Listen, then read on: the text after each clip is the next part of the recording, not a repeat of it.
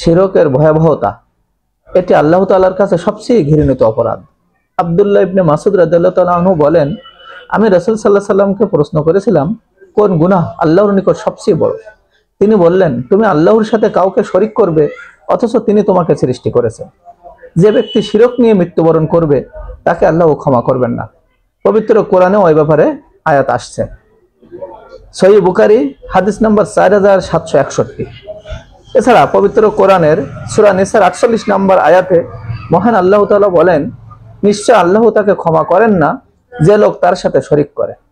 তিনি ক্ষমা করেন এর নিম্ন পর্যায়ের পাপ, যার জন্য তিনি ইচ্ছা করেন। আর যে লোক আল্লাহর সাথে শিরক করলো সেজন্য মহা অপবাদ আরোপ করলো।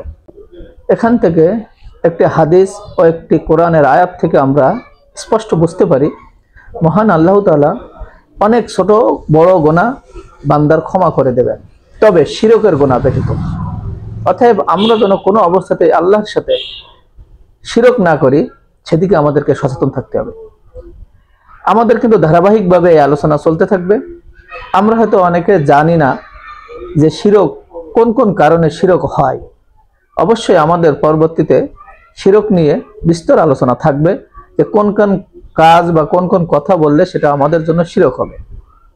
আর আমি অনুরোধ করব, আপনারা প্রত্যেকে কোরআন হাদিস পড়বেন, বিশেষ করে শিরকের উপরে, কুফরের উপরে পড়াশোনা করবেন। কারণ আমাদের কিন্তু শিরক এবং কুফর নিয়ে মৃত্যুবরণ করলে আমাদের স্থায়ী জাহান্নামে যেতে হবে। এখানে কোনো সুযোগ নেই, অপশন নেই।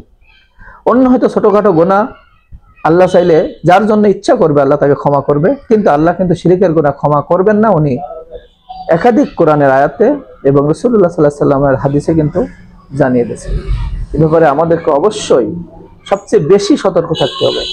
আমাদের সমাজে কিন্তু শিরকের বহুত ছড়াছড়ি, যেদিক তাকাবেন বেশিরভাগে দেখবেন শিরক কুফর ছড়িয়ে আছে।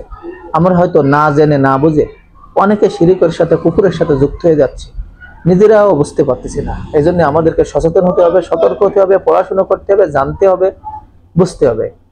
আমার ক্ষুদ্র প্রয়াসে চেষ্টা করব কোন কোন কাজে শিরক হয় এই ব্যাপারে আমাদের ধারাবাহিক ভিডিও দেওয়ার জন্য। আপনারা আমাদের সাথে থাকবেন, আমাদের ভিডিওগুলোকে লাইক কমেন্ট শেয়ার করবেন। আমাদের এই উদ্যোগ শুধুমাত্র আল্লাহর সন্তুষ্টির জন্য। আপনিও সদকায়ে জারিয়ায় অংশগ্রহণ করবেন আমাদের ভিডিওগুলোকে শেয়ার করে।